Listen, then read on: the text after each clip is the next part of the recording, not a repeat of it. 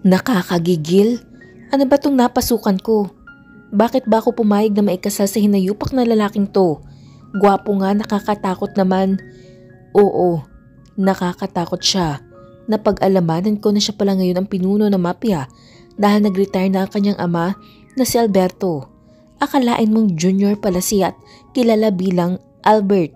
At napagtanto ko na siya pala ang pinakamayaman sa bansa ngayon. Marami siyang mga negosyo. At tanggapin ko man o hindi, ay ginagamit ko ang ilan sa napakarami niyang produkto. Mula sa sabon, shampoo, pati ng patis, toyo at suka. Masasabi ko na legal ang mga negosyo niya. Ngunit hindi alam ng marami na isa siyang masamang tao. Ayon sa research ko, nung huli naming pag-uusap wherein he asked me if I was ready to become a good wife, kung ano-anong pumasok sa isip ko. Napaka-playful ng itsura niya noon, kaya lang nang hindi ako sumagot ay pinanlakihan ko siya ng mga mata. Bigla naman niya sinabi na, "Vincent, do you know someone who needed an eyeball?" I was thinking of selling hers. Nalaki ang mga mata ko. "Stop it, Albert. You're scaring her." Tapos tumingin siya sa akin at nakangiting sinabi, "Don't take his words to heart. He is the kindest person I have ever known." Gusto kong maniwala sa sinabi niya. Kaya lang, nang tumingin ako sa asawa ko ay takot pa rin ang nararamdaman ko. Ngayon ay papunta ako sa bahay ng tatay ko. Kailangan kong kunin ang laptop ko dahil yun ang ginagamit ko sa paggawa ng mga content. Yes, I am a content creator and instead of paying someone to edit my videos, I did it myself. Naglalaro ako ng sikat na online game sa Mobile Legend. Bang pero syempre hindi nila alam na babae ako. Basta recorded video lang ang pinapakita ko at mga highlights. It was only to inspire other players na hindi kasing galing ng iba na talagang kinarir ang paglalaro. Hindi ako mahina pero hindi din naman ako ganun kalakas. Marunong lang akong tumimbang ng kalaban. Pag alam kong hindi ko kaya, 1 versus 1, syempre aatras ako. "Nandito na po tayo," ang sabi ng driver. Hindi ko na malaya na nakarating na pala ako sa bahay ng tatay ko. Bumaba ako ng sasakyan at tuloy-tuloy na pumasok sa aming bakuran. Tapos dumiretso ako sa living room. Narinig ko nagtatawanan sila habang nagkukwentuhan at lalagpasan ko na lang sana sila. Kaya lang narinig ko ang pangalan ko. "Ano sa palagay niyo ang ginagawa ngayon, Isabel? Buti na lang, Dad, at siyang ipinakasal mo sa matandang yun. Alam mo naman si Albert ang nababagi para sa akin." Narinig kong sabi ni Raquel.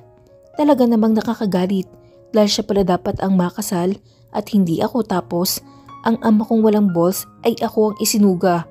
Sa galit ko'y sumugod ako pero kinalmahan ko lang. Ayokong maisip nila na napikon ako at isa pa, alam ko manggagalahitin ng stombro akong stepsister. At ang ina nito kapag nalaman ng mga ito na si Albert ang aking asawa at hindi ang ama nito. "Sobrang saya ninyo dahil nagtagumpay kayo na ipakasal ako sa lalaking yun," ang tanong ko na ikinagulat nila. Pero sadyang ang sama ng ugali ni Trisha dahil mabilis itong nakabawi. Dahil hindi nararapat ang anak ko sa matandang yun. Si Albert dapat ang makatuluyan niya, isang kagalang-galang na lalaki, mayaman, gwapo at edukado. Ikaw na lang laging bagsak sa klase, ay okay lang na matali sa matandang yun. Natawa ako sa sinabi niya, lalo na sa mga adjective na ginamit niya kay Albert. Kung gusto nila ay kanila na ang asawa ko. Tumingin ako sa tatay ko at nakita kong nakayuko lamang siya. Hanggang ngayon, wala ka pa ring say sa pamilyang to. Ganyan ka katakot maghirap? Kahit halikan mo ang paa ng asawa mo, okay lang, basta sa kama ka nakahiga? Ang tanong ko na kinagulat nila. Paano hindi? Ni minsan hindi ako sumagot kanino man sa kanila. Kilala nila ako bilang isang masunuring anak ni Dominador. "Bastos ka? Iyan bang natutunan mo sa ilang araw mong pananatili doon?" Galit na tanong ni Trisha. "At least, alam ko kung anong klaseng tao matandang sinasabi mo. At sa maniwala ka o hindi, mas mukhang tao siya kaysa sayo." Ang sabi ko na nang aasar na naging dahilan para makatanggap ako ng mag-asawang sampal mula sa bruha. What's going on here? Ang sabi ng boses ng lalaking ayaw kong makita. Anong ginagawa niya dito? Albert? Ang naliligayahang wika ni Raquel na ngayon ay akala mo napaka-demure. I am asking what was going on here. Tanong niya ulit. Nothing, Albert. I was just giving this woman a lesson. She was way too arrogant that she answered back to her father. We took her in our family and this is what she gave us in return. Paliwanag ni Trisha habang lumalapit naman ang aking asawa. Tumingin siya sa akin nang nasa tabi ko na siya. Let's go. Sabi niya na kinataka ko. Bakit? Saan mo ko dadalhin? Ang mabilis kong tanong. I am going to send you home. Make it fast because I need to be somewhere at this time. Hindi ko sinabing sumunod ka dito. Tsaka sinama ko naman ang driver. If you are not going to hurry, I am going to bring you along with me. Sabi niya, may kailangan pa akong kuning gamit. Mauna ka na at pumunta ka sa ang lupalop sagot ko. Isabel, wala ka talagang modo. Hindi mo ba alam na si Albert Calderon ang kausap mo? Ang galit na sabat naman ni Trisha. Ang aking ama naman ay nakatingin lang at kagaya pa din ng dati ay no comment siya. I'm really sorry about her, Albert. My stepsister is really uneducated and didn't know how to act like a civilized person. Sabi naman ni Raquel. Goodness, I rolled my eyes at her dahil doon. No one hurt my wife but me. Be prepared to face consequence. Sabi niya at hinila na niya ako palabas. Teka lang, pagpupumiglas ko. May kukunin nga ako. Dagdag ko pa't mabilis na akong pumunta sa aking dating silid. Makadating wagas, ilang araw pa lang naman akong nakakalis dito. Pagbalik ko sa sala, ay tahimik ang mag-ina. Siguro na pagsalitaan ni Albert ng hindi maganda. Wala na akong pakialam sa kanila at tumiretso na ako ng labas. Pero bago yun ay nakita ko pa titigan ako ni Raquel na para bang gusto niya akong sakalin. Pagdating ko sa kotse ay sinabihan ako ng driver na sa sasakyan na ako ni Albert sasakay. Nakakapagtaka naman, bakit kaya? Bago pa ako magtanong ay may kamay ng humila sa akin papaliw sa sasakyan papunta sa isa pang kotse na nakaparada sa likod. Aray! Sabi ko, hindi ka ba pwedeng humawak ng hindi ka mananakit? Tanong ko na makita kong ang hinayup ako palang asawa ang humila sa akin. Binuksan niya ang pinto ng kotse sa likod bago niya ako halos itulak papasok. Since nagtagal na rin lang ako, I am going to bring you with me. Sabi niya. San kaya ako balak dalhin ito at bakit ba nandito to? Hinintay ko na nga siya makalis bago ako nagsabi sa driver na aalis tapos ganun pa din. Bad trip talaga. Nasa kanya loyalty ng mga hinayupak na tauhan din niya. Napansin ko na nasa expressway na kami at out of the way na talaga sa mansyon. Nagtuloy-tuloy ang aming biyahe hanggang sa makarating kami sa isang bagong gawang 4-story building. Wala pang laman ng building at mukhang hindi pa ginagamit. Malinis ang paligid at nakita kong may mga kalalakihan pa ang paikot-ikot sa paligid. Bumaba si Albert at syempre, sumunod na rin ako. Hindi man lang ako hinintay ng hinayupak at diretso nang pumasok sa loob. Ang mga lalaki naman ay nakatingin sa akin at natakot ako kaya naman binilisan ko ang paglalakad para makaabot sa damuhong na yun. Pumasok siya sa isang silid, kaya naman pumasok din ako. Napatingin siya sa akin na nakakunot ang noo. What? Hindi mo sinabing maghintay ako sa sasakyan? Sabi ko sa pag-akalang nagagalit siya na sumunod ako sa kanya. Wala kayong makukuha sa akin. Narinig kong sigaw ng isang lalaki at nanlaki ang mga mata ko nang makita ko itong nakaupo at nakatali sa isang upuan. Habang nakapiring ang mata, I think I am in the wrong place and at the wrong time. Anong balak mong gawin sa kanya? Ang tanong ko. Natatakot na talaga ako lalo na nang may pumasok na isa pang lalaki na may hawak na baril. Hindi naman ako pinansin ng asawa ko dahil nakatingin na siya ngayon sa lalaking armado. Alam naman namin na wala kaming makukuha sa iyo kaya alam mo na kung anong gagawin namin sa iyo. Sabi ng lalaki. What? Gulat na sabi ko. Tapos Nakita kong inabutan nito ng baril si Albert at itinutok sa lalaki. Mabilis kong hinawakan ang kanyang kamay na naging dahilan para tingnan niya ako at nakataas ang kilay na nagtanong, "Do you know him?" "No, and why are you stopping me?" Tanong niya na akala mo ay sa akin niya ipuputok ang baril. What did he do to deserve it? Tanong ko na lang. Can't you just forgive him? Tanong ko ulit. I am not like you. I can never forgive those that treat me badly and take me for granted. I am not going to let anyone just slap me like what your stepmother did to you. I didn't die, so it was fine with me. If I can stop you, then let me leave her first. You are my wife, and no matter what, you are already part of my life, and me to yours. Do you want to get your hands clean with his life? No, I didn't want to hear the sounds of a gun firing. Sagot ko. Bahala ka sa gusto mong gawin, basta lalabas ako. Sabi ko pa sabay talikod at bubuksan ko ng pinto nang bigla na lang ako nakarinig ng sunod-sunod na putok ng baril. Napatili ako habang takip-takip ko ang aking mga kamay, ang aking mga tainga. Ipinikit ko ang aking mga mata para hindi ko makita ang lalaki. Ayokong makita. Ayokong makibahagi sa kasamaan niya. Hindi ko na malaya na tumutulo na pala ang aking mga luha. Tapos naramdaman ko may kamay na humawak sa aking mga braso. Open your eyes. Sabi ni Albert, pero ayoko kaya naman umiling ako ng paulit-ulit. I said open your eyes. Ulit pa niya pero hindi ko pa rin siya sinunod. Ayoko makita kung gaano kasama ang taong pinakasalan ko. Wala akong narinig pagkatapos noon, pero maya-maya lamang ay nakarinig ako ng kaluskos. Hindi ko pa rin idinidilat ang mga mata ko dahil alam kong nasa harapan ko pa rin siya at nararamdaman ko pa rin ang mga kamay niya na ngayon ay nakahawak na sa mga balikat ko. Open your eyes, Isabel. Sabi na naman niya, yun ang unang beses na binanggit niya ang pangalan ko at aaminin kong masarap sa tainga pakinggan. Pero hindi yun sapat para sundin ko siya. Kaya lang ang sumunod na ginawa niya ay hindi ko inaasahan. At kahit ayoko ay naidilat ko ang mga mata ko. I should have done it earlier if I had known that it will make you do what I say. Sabi niya na nakangisi. Naloloko ba siya? Paanong hindi ko maididilat ang mga mata ko gayong hinalikan niya ang labi ko na nakakapagpatayo ng lahat ng balahibo ko sa katawan.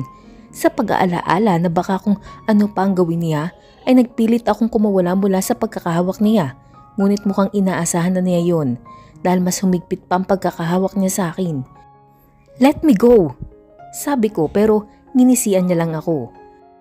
Why would I do that when you didn't do as I said earlier? Ang tugon niya sa behila sa akin bago niya sakupin ang aking bibig. Nanlaki na naman ang mga mata ko. Sa nagdaang mga araw ay hindi niya ako sinubukang halikang muli. Matapos nung unang beses, bago ko malaman na siya pala na pangasawa ko. Kiss me back if you didn't want to be on the same chairs as that man. Sabi niya nang huminto ito sa ginagawa. Ang walang hiya't hinakot pa ako. Paano ko naman siya hahalikan kung hindi ko alam kung paano? Tapos, hinalikan niya ulit ako at wala pa rin akong ginawa. Open your mouth! Ganito ba talaga maghalikan?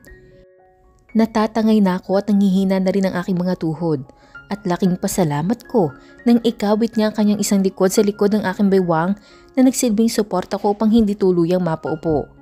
Tapos ayun na, hindi ko na malayan na hinahalikan ko na din siya. Kung paano niya ako halikan din. Pareho kaming kinakapos ng hininga nang tumigil at nakita kong nakatingin lamang siya sa akin. He had his face stoic. So hindi ko alam kung galit ba siya o hindi. Next time, do as I say on my first warning. Sabi nito, bago niya ako binitawan at lumakad na palabas ng silid. Did he just ditch me after sharing that breathtaking kiss? I noticed a single-seater couch, so I sat there. I had to stay still and calm myself. Why did I respond to his kisses? He is my husband, but it's not valid reason to kiss him back. He threatened me. That's the only reason why I did that. And there's no other way. Yes, that's it. I closed my eyes at hindi ko napansin na nakaidlip na pala ako. Naramdaman ko na lang na may kamay na umahaplo sa aking pisngi at ramdam kong concern na kung sino man yun. I want to see whoever he is, so I slowly open my eyes. Pero bakit ganun? Bakit si Albert ang nasa harapan ko? Is it just a dream? There's no way that the warm hand that I felt earlier was from him. Paano mangyayari yung kung nakakunot na noo niya at simangot na mukha ang nakikita ko ngayon? Nagpalingalinga ako at nagbabaka sakaling makakita ng ibang tao. Ngunit kami lang dalawa ang nasa kwarto. So it's just a dream. Do you want to stay here? Just tell me so I can leave already. Ang tanong nito na ikinainis ko. He didn't even bother to consider the fear I felt earlier because of the gun firing, tapos hinalikan pa niya ako. Tumayo na lamang ako dahil alam ko na di na walang pupuntahan ng pagsagot ko sa kanya. Isa pa, wala na rin ako sa mood para makipagtalo pa. Nauna na siyang lumabas, pero ako ay hindi napigilang tingnan ng upuan kung saan nakatali ang lalaki kanina dahil siguro nakatulog ako at medyo nahimasmasa na kaya nagawa ko yun. Napahinga ako ng malalim nang makita ko na wala na din ang lalaki. Ayoko makita ang katawan niyang wala na ring buhay. Are you coming or not? Ang naiirita na namang tanong na magaling kong asawa. Napumukaw sa aking pag-iisip kaya naman lumabas na ako ng silid at sumunod sa kanya. To SM. Sabi niya sa driver pagsakay namin sa sasakyan na kinataka ko. Nasa Batangas kami. Bakit kailangan pa niyang dumaan ng mall? Gagabihin na kami masyado pag-uwi. Hindi na lang ako nagtanong at baka samain pa ako. Tapos pinili ko na lang manahimik sa kinauupuan ko na hanggang sa hindi nagtagal ay nakarating na kami ng SM. Madaming tao sa mall. Parang sa Manila din. Siguro dahil weekends at payday ng nakaraang araw. Buy clothes and personal things you need. We will be staying here for 3 more days. Sabi niya na ikinalingon ko. Naglalakad kami at nasa unahan niya ako. Ewan ko kung ikinakahiya niya ako makasabay. Pero kung ganoon, dapat hindi niya na ako sinama. Bigla na lang niya akong hinawakan sa kamay at hinila papasok sa isang shop ng mamahaling brand ng damit. Sinimulan kong mamili matapos kong siguruhin na siya magbabayad ng mga ito. Nakita ko pang naningkit ang mga mata niya nang tinanong ko siya kung sino magbabayad bago ito dumukot sa bulsa at inilabas ang wallet tsaka kinuha at iniabot sa akin ang kanyang ATM. Nilubos-lubos ko na. Niyaya ko na din siya kumain sa McDonald's na nung una ay ayaw pa niya dahil fast food daw. Gusto niya sa isang fine dining restaurant sa dami ng gutom ko. Hindi ko nagugustuhing umalis pa gayong nasa harapan na namin ang McDo. Pasalamat na lang ako at pabawas na ang tao. Ako na nagbayad para naman pasasalamat sa mga bagong damit at underwear. Nakakabili ako ng mamahalin kapag available ang credit card ng aking best friend na si Ana at binabayaran ko ng installment. Binibigyan ako ni Dad ng pambayad dahil mas okay sa kanya ang ganoon kaysa ang ibili niya ako na malamang ay malalaman at malalaman ni Trisha na ayaw niya mangyari. Busog na busog ako. Rice at chicken tapos french fries at McFlurry, super solve. Samantalang si Albert ay hindi maipinta mukha. Hindi siguro siya kumakain sa kainan ng mga ordinaryong citizen. Bahala siya. Ang 3 days na stay namin ay dahil sa business niya. Tuwing aalis siya ay naiiwan ako sa mansyon kasama ang ilang katulong at tauhan. Akalain mo may bahay din siya doon. Napakalaki siguro ng expenses niya para sa sahod ng mga tauhan niya. Nakabalik kami na Manila at masasabi ko na maayos naman ang lahat sa mga nakalipas na araw. Pumapasok sa kanyang opisina araw-araw at uuwi sa hapon para lang din naman magstay sa office niya sa mansyon. Hindi ko malaman kung bakit kailangan pa niyang umuwi para lang magtrabaho ulit. Hindi na lang niya tapusin ang lahat ng dapat niyang tapusin at magpahinga pagdating. It's not that I am concerned about his health or well-being. I'm just saying. Oh, whatever. I couldn't explain it. I played a few online games daily and had them edited before I posted them on my page. I earned a lot from doing that without showing my face. I put voices in my videos but I use voice changer. Female players were being trash talked during games. We are being discriminated against because for some male players, females are weak. But today, my friends asked me out and met them in the mall so I am not going to work. I mean play. Instead, enjoy the rest of the day. Sobrang saya ko. Kaya nga lang, nagkaroon ng emergency ang girlfriend ni Mike na si Adele na kaibigan ko rin kaya kailangan namin maghiwalay agad. Umuwi ako ng bahay at nag-edit na lang ng aking videos na saglit ko palang nai-post ang dami na agad na likes and shares. Masayang masaya ako dahil sa dami ng views na nare-receive nito at siguradong may kita na naman ako para sa araw na to. Gabi na nang mapansin kong wala pa si Albert na dati naman ay alas 5 pa lang ay nasa bahay na. Nasaan kaya yun? Siyempre kahit papano, nag-aalala naman ako sa kanya. Asawa ko pa rin naman siya at wala pa siyang ginagawang masama sa akin. Maliban dun sa insidente sa Batangas at mga halik na basta na lang kinukuha na walang paalam. I eat dinner at 7 because I'm sure wherever he is, his assistant will provide him with his needs. After I ate, I went back to our bedroom and played a few games before I decided to sleep.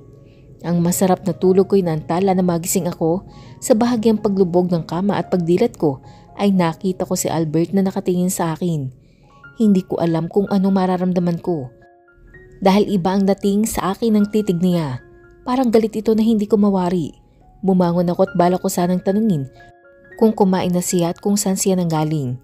Pero hindi ko na nagawa dahil bigla na lang niya akong hinawakan sa leeg. Anong nangyayari sa kanya? Albert, nasasaktan ako! Ang sabi ko na maluha-luha na dahil humihigpit ng pagkakasakal niya sa akin. Wala akong maisip na dahilan para gawin niya to sa akin. You dare see a man? He asked. Hindi ko alam ang sinasabi niya. Sinong lalaki? Ang tanging nakausap ko lang kanina ay si Mike. Ngunit, paano niya nalaman na tungkol dito? Oo nga't kasama ko ang driver pero sigurado ako na naiwan ko siya sa may parking. You let that man touch you? Dagdag pa nito na parang mas galit. Hindi ko alam ang sinasabi mo. Kaibigan ko kinatagpo ko kanina. Ang sagot ko na sana'y maunawaan niya, which I doubt, dahil naamoy ko ang aroma ng alak na nanggagaling sa kanyang hininga at singaw na din ang katawan niya.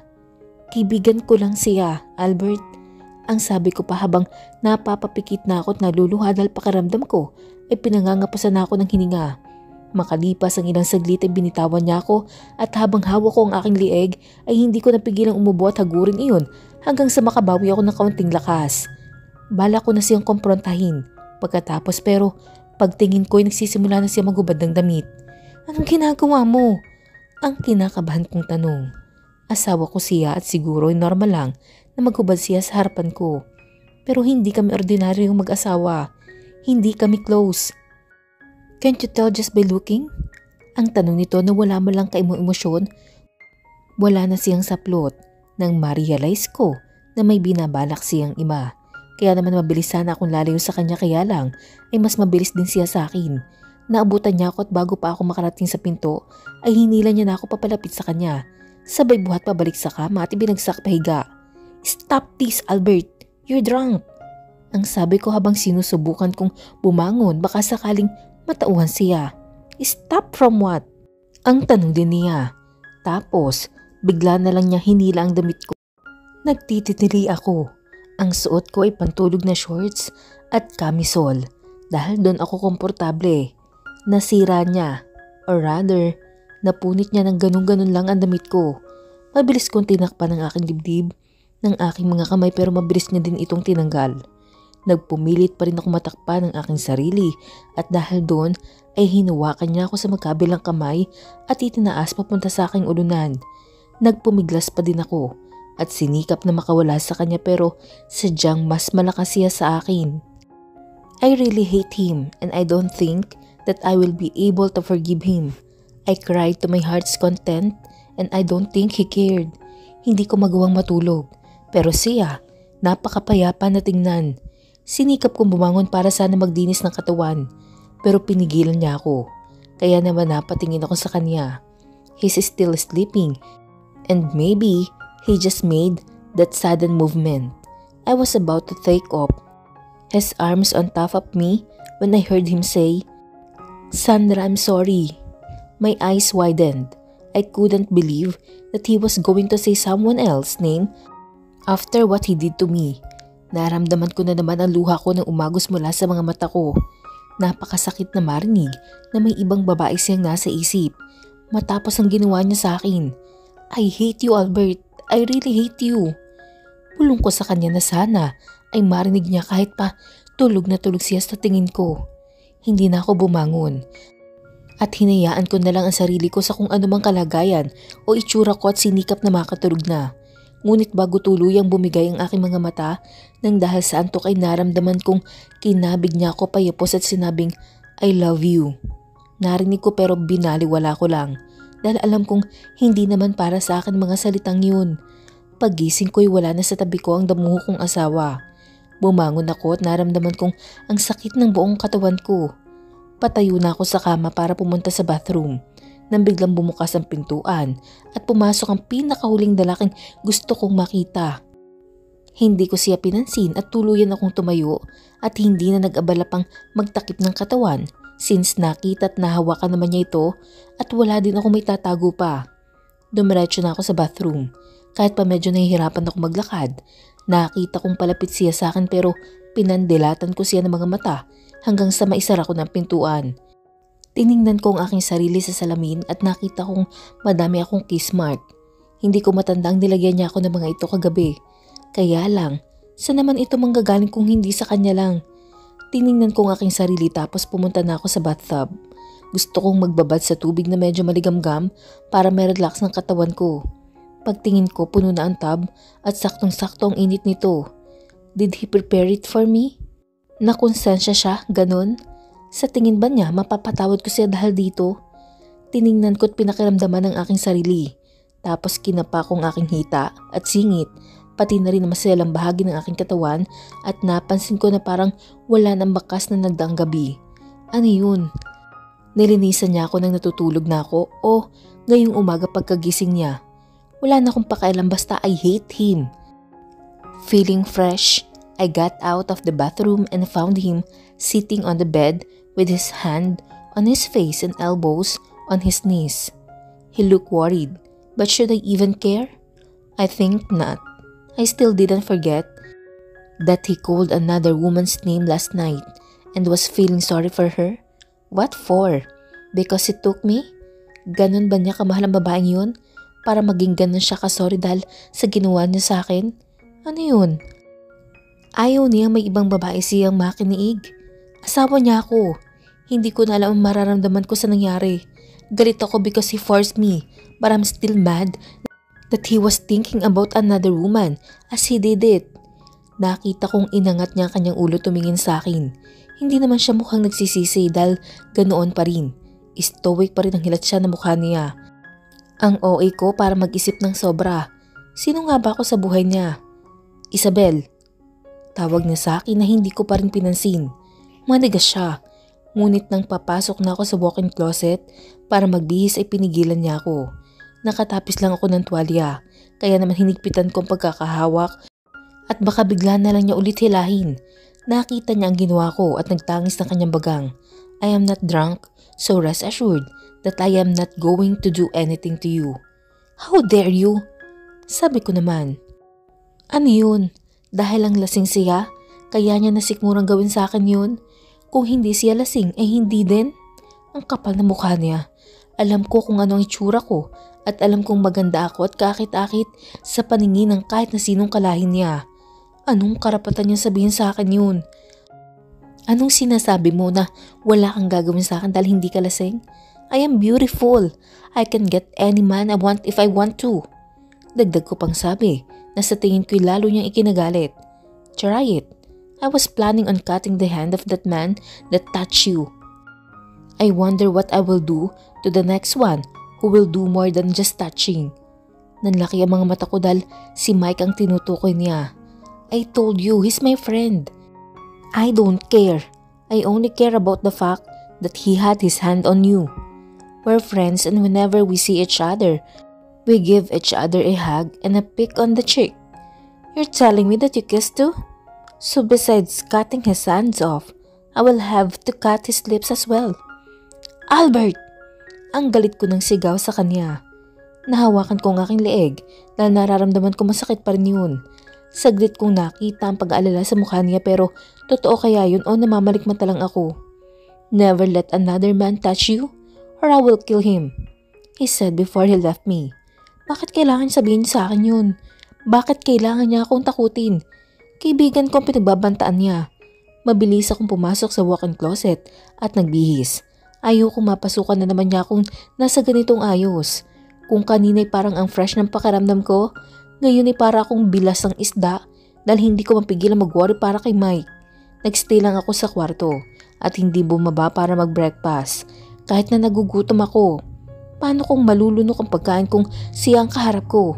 Isa pa, talaga masakit ang lalamunan ko dahil sa pagkakasaka niya sa akin kagabi.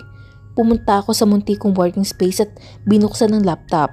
Itong isang bagay na ayaw niya sanang ilagay sa silid namin dahil ang gusto niya maging tulugan lang ito. Ayaw niya naman akong papasukan sa opisina niya kung saan siya lagi nakatambay kapag nandito siya sa bahay.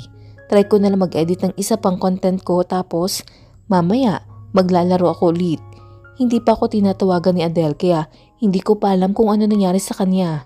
Masyado na akong naging abala sa pag-edit at hindi ko na namalayan ng oras kaya naman hindi ko mapigilang mapaiktad nang bigla na lang akong umangat mula sa aking kinauupuan. Ang damo kong asawa'y binuhat ako para dalhin sa ibaba. Gusto ko manatili kaya lang ay inalala ko lalamunan ko kaya naman tinitigan ko na lang siya na masama. Just tell me if you wanted to die. And if not, then don't fucking do a hunger strike because that will never work on me, he said as he put some food on my plate before he put one on his. Bakit nandito pa siya? At bakit hindi pa siya kumakain kanina? So nakukonsensya talaga siya sa ginawa niya sa akin pero hindi sa pagbanggit ng pangalan ng ibang babae. Kagaya ng nasabi ko na kanina. Wala akong gana kung mukha niya ang makikita ko kaya naman hindi ko ginalaw ang pagkain nasa harapan ko. Do I need to fire the cook too? Because he made something that you didn't like? Tanong niya. Nanggigigil na talaga ako sa kababanta niya. I hate you! Ang sabi ko sa kanya. Mabilis niyang tinapos ang pagkain at pagkatapos ay iniwan niya na ako. Muli po, sabay-sabay po nating abangan ang susunod na kabanata. Maraming salamat po.